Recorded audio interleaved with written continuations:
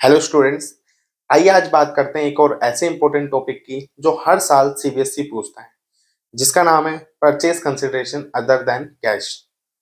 Purchase consideration other than cash का मतलब होता है जब कोई कंपनी किसी बिजनेस को या उसके एसेट्स को परचेज करे और बदले में उनको शेयर इशू कर दे।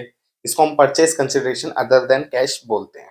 यहाँ पर हमें दो केस देखने को मिलते हैं, एक जब हम एसेट्स परचेज करते हैं या फिर हम पूरा का पूरा बिजनेस परचेज करते हैं। आइए देखते हैं दोनों केस में जर्नल एंट्री कैसे पास की जाएगी। पहला केस, जब हम किसी बिजनेस के सिर्फ एसेट्स को परचेज करें, उस केस में यानी कि हमारे एसेट्स बढ़ जाएंगे और जो बिजनेस को बेच रहा होता है या अपने एसेट्स को बेच रहा होता है उसे हम वेंडर कहते हैं। तो एसेट्स बढ़ेंगे हमारे तो हम उनको डेबिट कर देंगे और वेंडर को हम क्रेडिट कर देते हैं।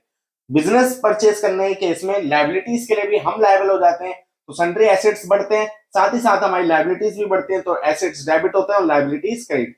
परचेज कंसिडरेशन नेट एसेट्स का अमाउंट होता है, लेकिन जब एसेट्स हमारे ज्यादा होते हैं और लायबिलिटीज कम, तो उस केस में कैपिटल रिजर्व हमारा बैलेंसिंग फिगर निकल कर आता है।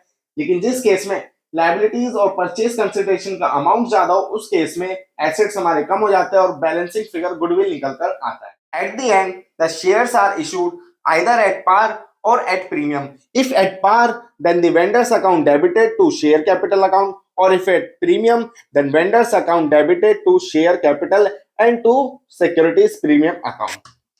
Thank you.